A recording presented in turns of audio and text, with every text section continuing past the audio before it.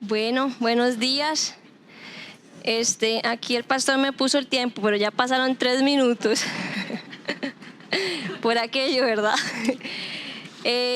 Bueno, hoy le estaba contando temprano a Claudia que el pastor, él me había puesto a predicar en el grupo de jóvenes, como, bueno, yo dije, uy, qué bueno, para ir entrando en calor, ¿verdad? Pues resulta que el día antes del grupo le pongo a Damián, ¿a qué hora es? Como para verificar la hora. Y me pone, no, Pri, mañana no hay. Y yo, oh, bueno, está bien. Dije, bueno, en estos días seguro. Bueno, no ha pasado. Luego me tocaba tendencias y respuestas un día. Y no, tampoco. Aarón se fue de viaje. Y bueno, entonces un día de esto me pongo a revisar. Yo, uy, parece que dentro de 15, cuando lo vi faltaban 15 días, digo yo, uy, ¿será? Bueno, yo no sé, no. Digo, yo voy a preguntarle al pastor. Y bueno, y efectivamente, ¿verdad? Hace días ya Dios venía como poniendo en mi corazón como ideas y yo ya venía pensando cómo transmitir lo que ya él hace como 2 semanas atrás estaba ya poniendo en mi corazón. A mí me gustan mucho los mensajes cuando se explica, como lo hace el pastor, que se explica el versículo y se habla a raíz de eso. Pero Dios en esta ocasión me puso un mensaje de tipo descriptivo, ¿verdad? Es un mensaje que no está enfocado en varios pasajes de la Biblia y varios escenarios. Entonces tuve que estudiar un poco de todo para organizar como en sí las ideas. Esta frase es de un escritor que se llama Daniel Goleman. No sé si alguno ha leído el libro Inteligencia Emocional.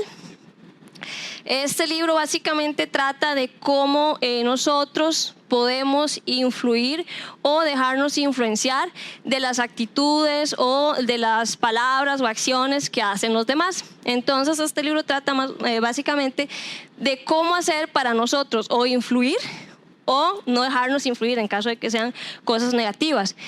Dice una de sus frases, la capacidad de un orador o de un líder se mide por su capacidad para movilizar las emociones de su audiencia, esencia misma de la capacidad de influir en los demás. De este texto logramos extraer la palabra líder y influir en los demás. Entonces estos son como quiero que a lo largo del mensaje estemos atentos porque lo voy a mencionar varias veces. Entonces, para hoy tenemos 3 palabras claves que logré como extraer del mensaje. La primera es empatía. ¿Cuántos saben el significado de empatía? Podemos participar, ahora que vemos poquitos. Bueno, empatía es un hilo invisible que nos une emocionalmente a todos. ¿Cuántos han visto, por ejemplo, una película, no sé, bueno, Diarios de una Pasión, digamos, que es como de mis favoritas? Yo he llorado como 5 veces, la he visto 5 veces, las 5 veces lloro. ¿Qué pasa con esa película? Digamos, que uno se identifica con ese, bueno, en esa película es como el amor perfecto, ¿verdad? Entre ellos. Entonces, yo me identifico con ese sentimiento. ¿Qué pasa cuando nosotros lloramos o nos alegramos o de pronto, no sé, cuando es una película de acción, de pronto estamos pateando como Bruce Lee? Eso es empatía. Eso es un efecto que nuestras células en el cerebro reaccionan por medio de las neuronas espejo. Eso fue un descubrimiento reciente que se hizo en el 96 por un científico italiano. Él explica que estas neuronas en nuestro cerebro están relacionadas con los comportamientos empáticos, sociales y de imitaciones. Entonces, por eso a veces en ocasiones cuando nosotros estamos hablando, de pronto ya estamos haciendo hasta las mismas muecas de las personas, ya usted también se rasca la cabeza, cuando alguien bosteza es casi que inevitable, ¿cierto? Eso es producto de esas células que tenemos en nuestro cerebro. La otra palabra es la fe. Bueno, muy conocida por todos, espero. En Hebreos 11 está el significado bíblico de la fe, ¿verdad? Que dice que la fe es la certeza, la convicción de lo que dice, es pues la fe la certeza de lo que se espera, la convicción de lo que no se ve. Ese es el significado bíblico de la palabra fe. ¿Qué quiere decir eso? Que es ese don que nosotros tenemos de creer en algo antes de verlo. O sea, no lo estamos viendo, pero sabemos que pronto va a llegar, lo vamos a tener, lo vamos a sentir. Bueno, eso es la palabra fe. Y la tercera palabra es líder. Líder, según el diccionario académico español, es una persona que dirige u orienta a un grupo que reconoce y que además reconoce su autoridad. Entonces, el líder sabe que es líder, ¿verdad? Entonces, esa es una de las características del líder. No puede haber un líder sin que él sepa, ay, era yo. No, o sea, normalmente la persona se reconoce como líder y es capaz de influir al grupo en el que está, ya sea la familia, ya sea su grupo de amigos, su grupo de trabajo. Eso es líder. Yo acá entre los apuntes tengo que el líder es visto como la persona capaz de incentivar, motivar y ejercer influencia en el comportamiento, modo de pensar de un grupo de personas. De manera que esas tres palabras, bueno, se relacionan entre sí, ¿cierto? La fe, empatía, líder tienen una relación entre ellas y eso es lo que quiero que podamos llevarnos hoy, porque necesitamos de las tres. Ok, quiero mencionarles tres escenarios que, bueno, después de pensar mucho, porque en la Biblia hay demasiados, ¿verdad? Dije yo, bueno, no. A mí realmente el primero que Dios me puso fue el muro de Jericó. Y les quería comentar, porque muchos sabemos de Josué, sabemos de los israelitas, sabemos que ellos salieron de Egipto y todo lo que Dios, todos los milagros y todas las cosas que sucedieron con el pueblo de Israel. Pero yo dije, bueno, ¿cuántas personas sabrán cómo realmente era la muralla de Jericó? O sea, porque a veces no nos detenemos a pensar en el adversario, ¿verdad? Entonces yo, bueno, realmente tuve que investigar bastante, no pensé, pero bueno, yo soy apasionada de las ciudades amuralladas porque realmente me encantan. Entonces, a lo largo del estudio pude descubrir un poco más de lo que en sí era Jericó. Jericó es una de las ciudades más antiguas. Cuando yo lo leí, yo dije, ay, mira, ¿vemos? No, o sea, ni siquiera yo lo sabía. Entonces, dice que es una de las más antiguas y se han encontrado evidencia que datan desde hace 8,000 años antes de Cristo. O sea, es realmente muy, muy antigua. Actualmente, bueno, está ubicada en la región de Cisjordania, en el Medio Oriente. Leí que está cerca, porque yo no he ido, ¿verdad? Pero bueno, está cerca de Jerusalén. Dice que aproximadamente, bueno, menos de 30 kilómetros. O sea, realmente está en la zona que ellos reconocían como Canaán, ¿verdad? La tierra prometida. Cuando los israelitas, después de pasar el Jordán, justamente estaba esta ciudad. Y vamos a leer Josué 6. Yo traje todos los textos ya aquí identificados, hermanos, porque uno con el susto no encuentra ni el salmo. Entonces yo, mira, aquí yo dije, uy, Dios guarde, se me caiga un papelito. Entonces dice, Josué 6, del 6 al 20, dice, se llama el texto, el tema es la toma de Jericó. Bueno, si más adelante en su casa quieren repasar los versículos, narra todo lo que sucedió, pero vamos a extraer del 6 al 20. Dice, llamando pues Josué, hijo de Nun, a los sacerdotes, les dijo, llevad el arca del pacto, y 7 sacerdotes lleven bocinas de cuerno de carnero delante del arca de Jehová. Y dijo al pueblo, pasad y rodead la ciudad, y los que están armados pasarán delante del arca de Jehová. Y así que Josué hubo hablado al pueblo, los 7 sacerdotes, llevando las 7 bocinas de cuerno de cordero, pasaron delante del arca de Jehová y tomaron las bocinas, y el arca del pacto de Jehová los guiaba. Esto básicamente describe lo que ellos hicieron para poder tomar posesión de la ciudad. Eso se lo ordenó anteriormente Dios a Josué. Entonces Josué viene y se lo dice a esos sacerdotes y les ordena y empieza a organizar cómo iban la estrategia de guerra. O sea, esto fue la estrategia de guerra que Dios le mostró a Josué en ese momento. Y sigue.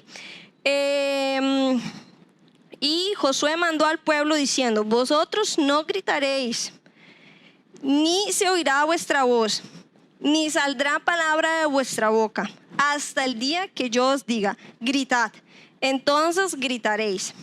Así que él hizo que el arca de Jehová diera una vuelta alrededor de la ciudad, y volvieron luego al campamento, y allí pasaron la noche. Esto lo hicieron durante 6 días, porque bueno, al séptimo vamos a ver que hicieron algo diferente. Y Josué se levantó la mañana, y los sacerdotes tomaron el arca de Jehová, y los 7 sacerdotes llevaron las 7 bocinas de cuerno de cordero, fueron delante del arca de Jehová, andando siempre y tocando las bocinas, y los hombres armados iban delante de ellos. Y la retaguardia iba tras el arca de Jehová, mientras las bocinas tocaban continuamente. Así dieron otra vuelta a la ciudad el segundo día.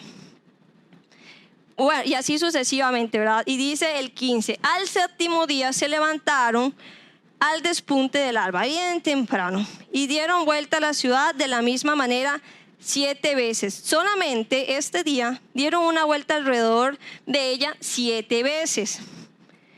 Y cuando los sacerdotes tocaron las bocinas la 7ª vez, Josué dijo al pueblo: gritad, porque Jehová os ha entregado la ciudad, y será la ciudad anatema de Jehová con todas las cosas que están en ella. Solamente Rahab la ramera vivirá con todos los que estén en la casa de ella, por cuanto escondió a los mensajeros que enviamos. Pero vosotros guardamos de antemano, ni tocáis. Bueno, básicamente, hermano, yo tuve que resumir, no era hasta el 20, era como hasta el 17. En fin, lo que sucede aquí es que Josué tiene la revelación y llama y ordena a su pueblo a hacer tal y como dijo Dios. ¿Qué sucede al séptimo día? Ellos hacen algo, o sea, Dios les dice: el séptimo día den las 7 vueltas y griten. Hasta ese momento en ese momento ellos accionaron la fe. O sea, porque ellos probablemente, bueno, recordemos que venían de pasar el Jordán. O sea, que Dios había dividido el agua otra vez, como cuando habían pasado con Moisés. Eso, o sea, si uno humanamente piensa que ya habían vivido eso y Dios les dice: bueno, vayan de vuelta y griten, yo digo, bueno, pues yo lo hago. O sea, acabamos de pasar un río, ¿qué nos puede pasar? Entonces, en ese momento ellos estaban viviendo una prueba de fe. Tal vez no lo habían reconocido. La muralla, yo en este gráfico, la muralla tenía 7 metros de alto en la parte de afuera, y en la parte de adentro 9. Tenía 2 muros esta ciudad. No era algo pequeño, ¿verdad? No era una tapia, ¿verdad? Que de pronto uno dice: bueno, no era una tapia prefabricada, hermanos. Era un muro, ¿verdad? Ya. Realmente la parte de abajo tenía unos cimientos en piedra, un muro de retención de piedra que medía 4,5 metros. Y bueno, ahora sí, digamos que una tapia de ladrillo de 2,5 metros, para un total de 7 metros. Esto es aproximadamente una casa de 2 pisos. Vamos, si usted la ve de frente, es algo impresionante de ver, ¿verdad? Es una estructura que uno diría, bueno, dando vueltas, vamos a ver qué pasa, ¿verdad? De pronto, cuando ellos gritan, es cuando realmente todos, porque no gritó solo Josué, ¿verdad? Fueron todos, accionaron la fe. ¿Y qué dice en Hebreos 11:30? Que por la fe cayeron los muros de Jericó después de rodearlos 7 días. Entonces, ¿qué pasó en este momento? Como en esta otra gráfica, vemos que la evidencia arqueológica, ¿verdad?, al día de hoy, demuestra que los muros, el derrumbe fue hacia afuera. ¿Qué quiere decir eso? Que fue una fuerza sobrenatural, probablemente un terremoto, ¿verdad? Se explican los científicos, pero que los muros cayeron hacia afuera. ¿Qué quiere decir eso? Cuando normalmente en las ciudades medievales o en este tipo de ciudades amuralladas las invadían hacia adentro. O sea, trataban de tirar las puertas hacia adentro, los muros hacia adentro. Eso era evidencia de que había sido una ciudad invadida. Cuando se descubre que realmente está hacia afuera, es porque realmente no fue que fueron derribadas por una invasión o por los métodos tradicionales, ¿verdad? Entonces, todo esto explica un poco, o más bien evidencia, lo que le dice la Biblia. Además, también se han encontrado casas y, como dice en el texto, cuando fueron a reconocer que Rahab vivía en una casa, bueno, en el muro exterior, y estaba cerca, porque los que fueron a los espías, ella los hizo salir por fuera con un mecate ahí guindados. Todo eso demuestra que o sea, evidencia lo que dice la Biblia. El siguiente escenario es, bueno, Goliat. Bueno, todos sabemos mucho de David y que David y Goliat, pero yo dije, bueno, realmente yo una vez vi en Discovery Channel un episodio de gigantes y yo dije, wow, qué impresionante. Entonces pensé y Dios me puso que Goliat era una figura importante porque él no era el único. O sea, Goliat no era una persona única, no era un ser especial único, sino que habían gigantes. En Goliat, además de su estatura y todo, él cumplía una función en el ejército, y era que él era el paladín, o sea, era como el defensor. Claro, con su estatura ya uno con solo eso, ¿verdad? En Génesis 6:4 ahí habla de gigantes en tiempos de Noé. Y esto fue antes del diluvio, y dice la Biblia, había gigante en la tierra en aquellos días. Ya desde el tiempo de Noé en la Biblia se menciona que habían gigantes. En Números 13:33, cuando Moisés manda a los espías a ver la tierra prometida y ellos vuelven, en el versículo 33 dice, también vimos allí gigantes, raza de los gigantes, y éramos nosotros a nuestro parecer como langostas, como las langostas los insectos, ¿verdad? Así les parecíamos a ellos, o sea que ellos igual los veían así, ¿verdad? Como cosas pequeñitas. Eso pasó cuando ellos fueron a reconocer la tierra prometida. O sea, no era uno, era probablemente una ciudad donde ya predominaban muchas personas de gran estatura. Y además, yendo un poco más adelante, Samuel en Primera Crónicas menciona que Goliat tenía hermanos. Porque dice en Crónicas 20, del 5 al 8, menciona al hermano de Goliat. Y más adelante vamos a retomar este versículo. Voy a hablar un poco todos hemos escuchado en algún momento de la armadura y la vestimenta de Goliat. Goliat medía casi 3 metros, o sea, no cabría en este espacio. O sea, esto puede ser 2,60 máximo. O sea, no cabría acá. Además de eso, tenía un casco de bronce, tenía ese chaleco antibalas, ¿verdad? Que pesaba 57 kilos. Tenía unas espinilleras de bronce. Traía una jabalina, que es una espada como de ese tipo. Y además tenía una lanza y además tenía un escudero por aquello, ¿verdad? Traía un ayudante. Entonces, solo el ver una persona así, ya eso intimidaba al pueblo de Israel. Entonces, ¿qué pasaba con los soldados que estaban del otro lado? Más allá de la estatura, era lo que Goliat imponía. O sea, era la presencia de él. Porque no era la primera vez que veían un gigante, ¿verdad? O sea, no era la primera vez. Ya los habían visto, los israelitas estaban familiarizados con los gigantes. Pero realmente Goliat estaba ejerciendo un control psicológico además en ellos, ¿verdad? Los estaba atemorizando. La Biblia dice que Goliat salía y les decía, hey, que vengan, ¿quién va a venir ¿Con quién? ¿A quién me van a mandar? Y todo eso ellos empezaron a sentir temor. ¿Qué pasa cuando David viene y escucha eso? David es una persona que, bueno, todos sabemos que es una persona que realmente estaba en comunión con Dios y creía y sentía y sabía quién era ese Dios. ¿Qué le dijo David a Samuel? Jehová me ha librado de las garras del león y de las garras del oso. Él también me librará de la mano de este filisteo. En ese momento David accionó una palabra de fe, ¿cierto? Él dijo, si Dios ya me ha librado anteriormente de leones y osos, este gigante no es nada. Eso fue lo que hizo en ese momento. Él no se dejó intimidar por su apariencia, por las palabras, ni por nada. Él creía quién era su Dios. Lo comparó con un oso. O sea, yo nunca he visto un oso tampoco, pero bueno, probablemente también es alto, digamos. Y ahí él dijo, yo no tengo miedo a un oso, yo no tengo miedo a este. Y se fue.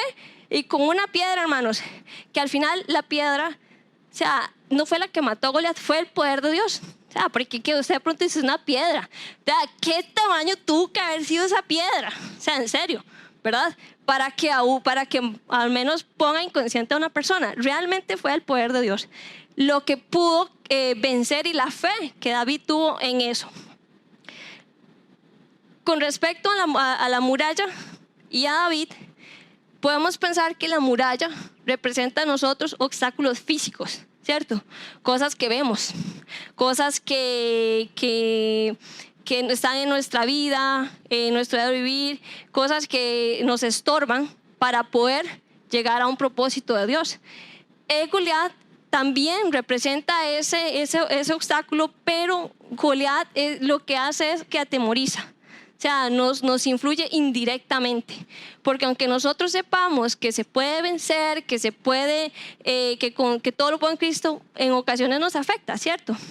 Entonces, son escenarios diferentes, pero vemos cómo, a pesar de todo, por medio de la fe, el pueblo de Israel logró vencer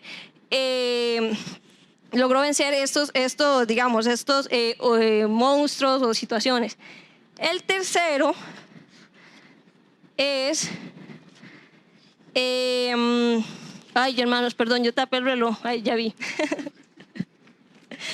El tercero es el monte Sinaí, el monte Getsemaní. Y que en este monte sucedió una batalla espiritual. Yo después de mucho pensar, yo le decía, Dios, pero bueno, ¿cuál es el tercero? Y yo decía, ¿cuál?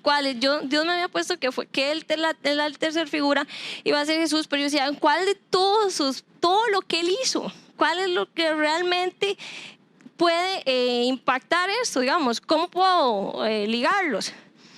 Y entonces un día dije, claro, o sea, ¿cuál puede haber sido el momento más difícil que vivió Jesús?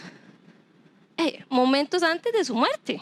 O sea, ¿por qué? Porque ya ese fue el momento, el clímax de su vida, ¿verdad? Entonces, leyendo el pasaje, ¿verdad? En Mateo 26,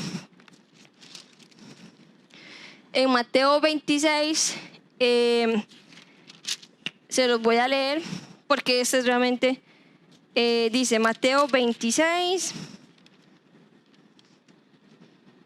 del 36 al 46. Jesús ora en Getsemaní. Entonces llegó Jesús con ellos a un lugar que se llamaba Getsemaní con los discípulos, y dijo a sus discípulos, sentados aquí, entre tanto voy ahí y oro, ¿verdad? Y tomando a Pedro y a los dos hijos de Zebedeo, comenzó a entristecerse y a angustiarse de gran manera. O sea, podemos pensar en este momento, no sé cuántos podemos imaginar de pronto el rostro de Jesús, ¿verdad? Sintiendo una gran angustia que tal vez solo él podía sentir en ese momento, porque él entendía y sabía lo que iba a pasar, porque en las escrituras ya estaba la profecía en Isaías 53 y Jesús la sabía, ¿cierto? Entonces ahí describe el escenario que él iba a vivir como el Cordero. Entonces imagínense, hermanos, que ustedes sepan que tienen que hacer algo muy, muy, muy difícil Y que la gente le diga, ay, no, no, tranquilo, vea, el mismo Pedro le dijo, ¿verdad? Maestro, no, pero ¿cómo?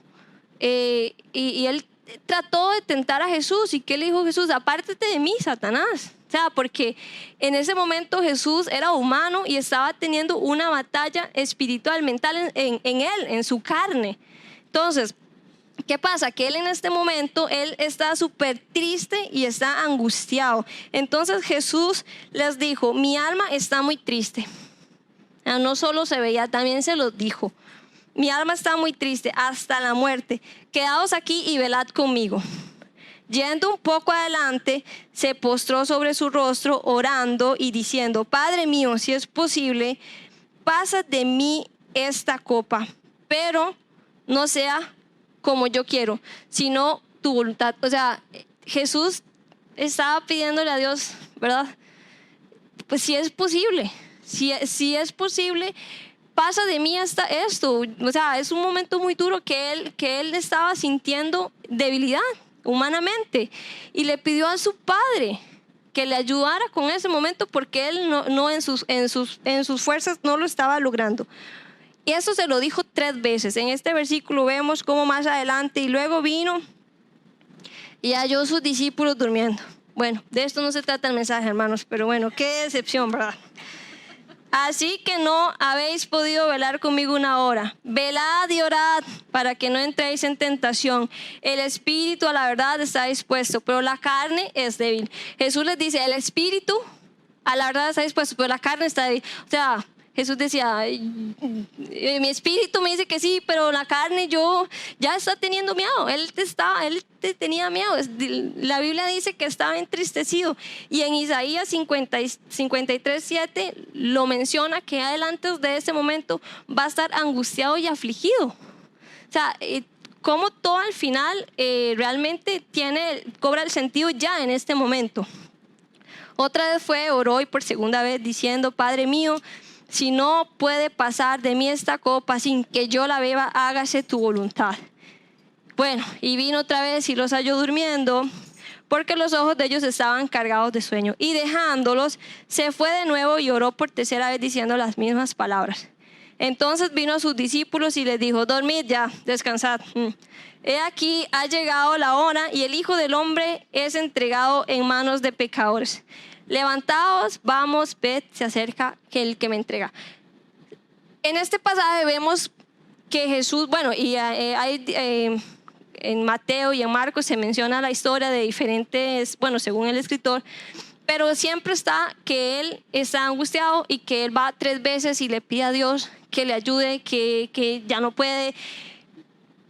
Pero lo que quiero rescatar, más allá de que los discípulos estaban dormidos, ¿verdad?, es que Jesús sabía que tenía un momento de prueba muy difícil, que iba a atravesar un momento que, a saber cierto, es como que usted le diga, bueno, vaya, pase por ahí, pero bueno, yo sé que es un dicho que dice que no es lo mismo verla venir, ¿verdad? O sea, él sabía, pero ya en el momento, lo que Jesús vivió, o sea, la descripción que está en la Biblia es corta, ¿verdad?, en comparación con lo que él vivió. Imagínese, y yo lo pensaba en este momento, al día de hoy.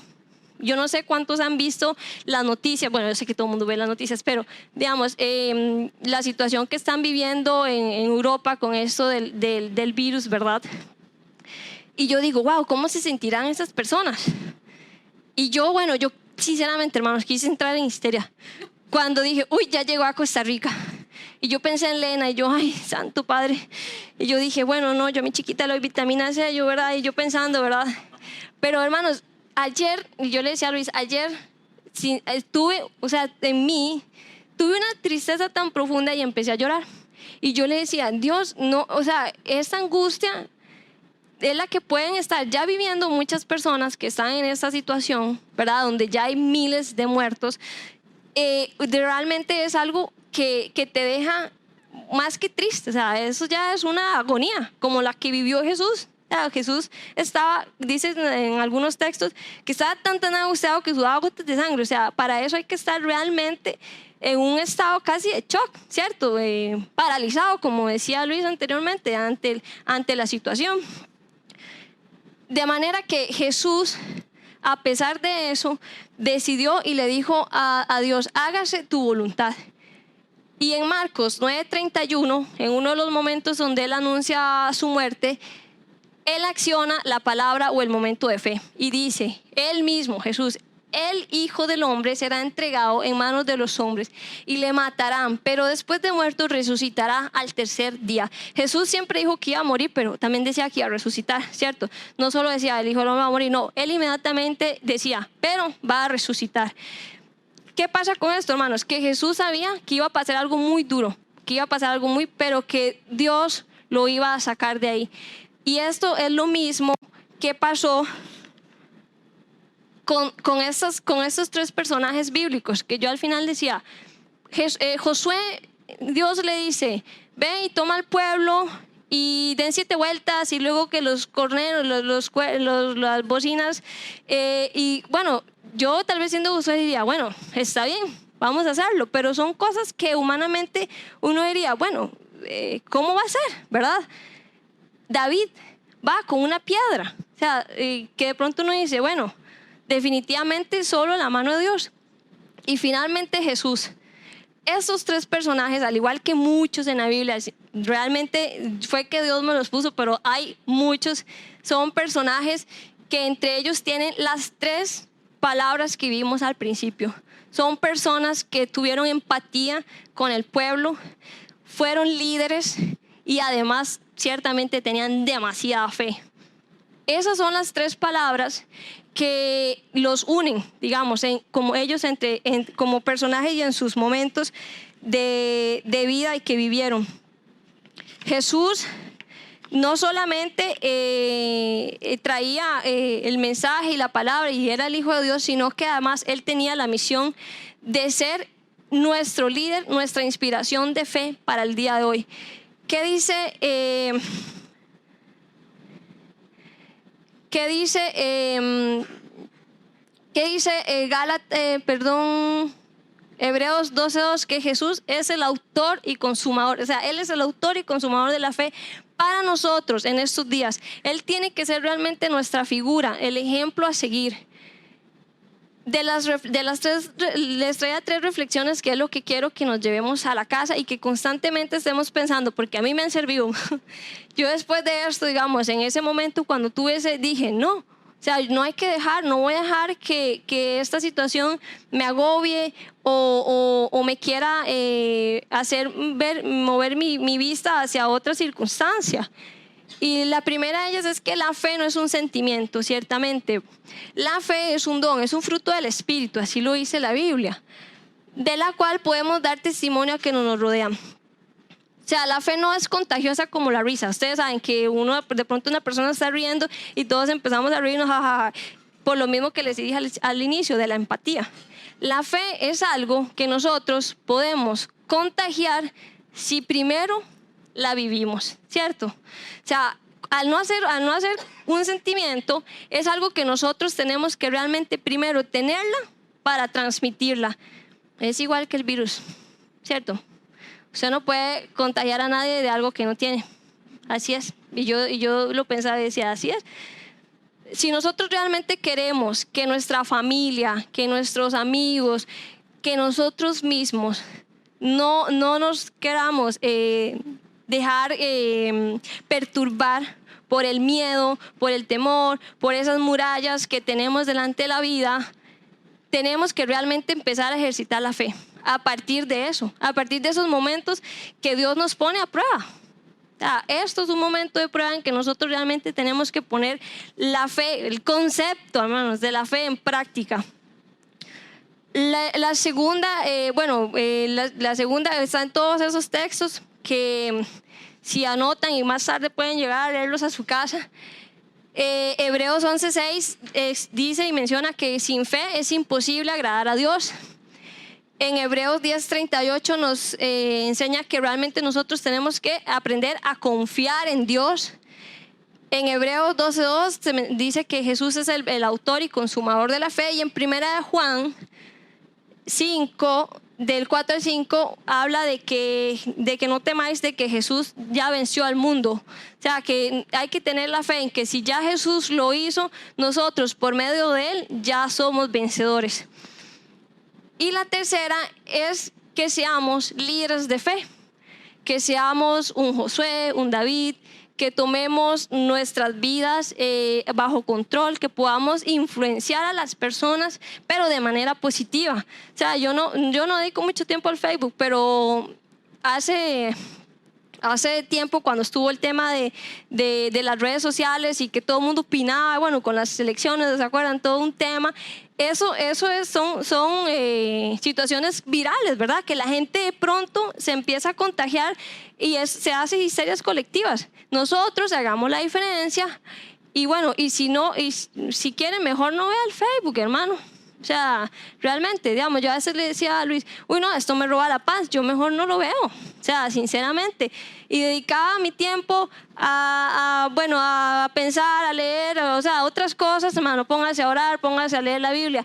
Realmente, o sea, porque estamos en tiempos en que perder 1 o 2 horas viendo el teléfono, qué dice la gente, mejor me pongo a ver, pues, qué dice la Biblia, ¿verdad? Como qué hacer y porque, uy, a mí a veces me da demasiada cólera. Porque, bueno, gracias a Dios por la libertad de expresión, pero hay cosas que uno dice, ay, o sea, me roba la paz. Y yo dije, no, o sea, definitivamente tenemos que aprender y saber dónde ponemos nuestra mirada, dónde depositamos nuestra fe. Y también cosas que hoy escuchamos, aprender a ser selectivos. Bueno, hermanos, sí, voy a ver. Ya llevo casi 40 minutos. En fin, yo el mensaje y lo que realmente quería decirles es que nuestro propósito a partir de hoy va a ser que contagiemos a los demás de la fe en Dios. Y fue la primera idea que me vino a mí con el mensaje. Y yo dije, bueno, esa es nuestra misión y eso fue lo que Dios realmente me puso en mi corazón, que nosotros no tengamos miedo por contagiarnos de un virus. Porque Dios protege a su pueblo, como lo hizo con las plagas de Egipto, ¿cierto? Pero pase lo que pase, Dios tiene control de la situación, ¿cierto? En Él está el poder de la vida y la muerte. No tengamos más miedo de lo que Goliat nos pueda dar, ¿verdad? De lo que este gigante nos pueda querer meter. Realmente tenemos que ser como David en ese caso, o sea, tener la confianza en Dios y saber que con una cosa, con lo más pequeño, Dios nos va a sacar de esa situación.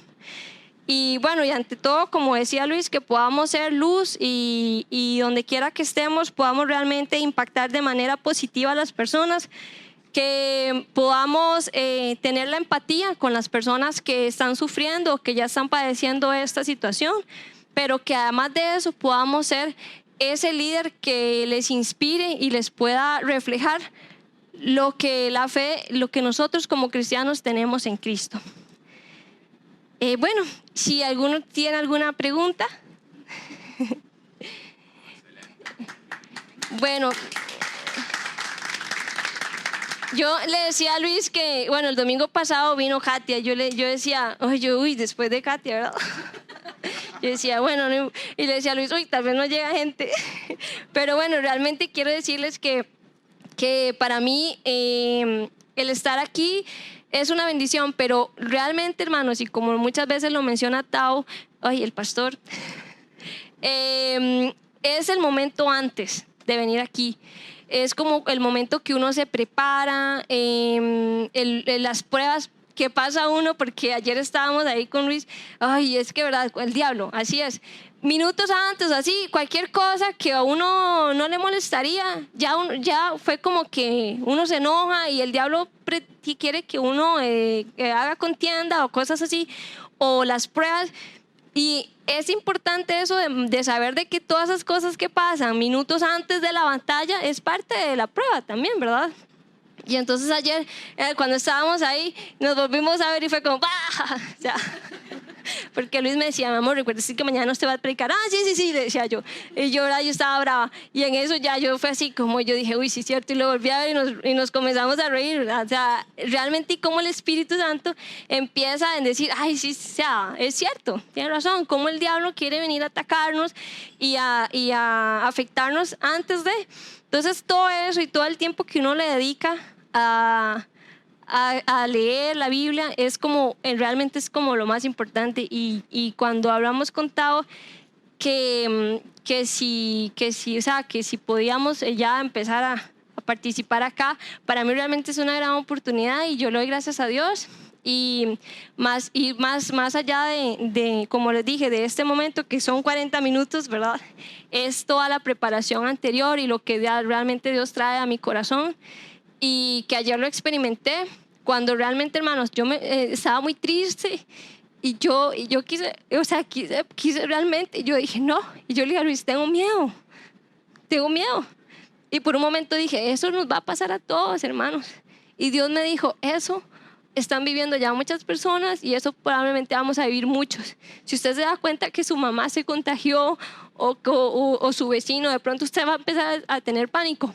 Pero Dios nos llama a tener fe y a realmente no desfallecer. Y eso es una prueba más. No sabemos qué va a pasar, pero bueno, hermanos, tenemos que estar confiados en Dios y seguir adelante.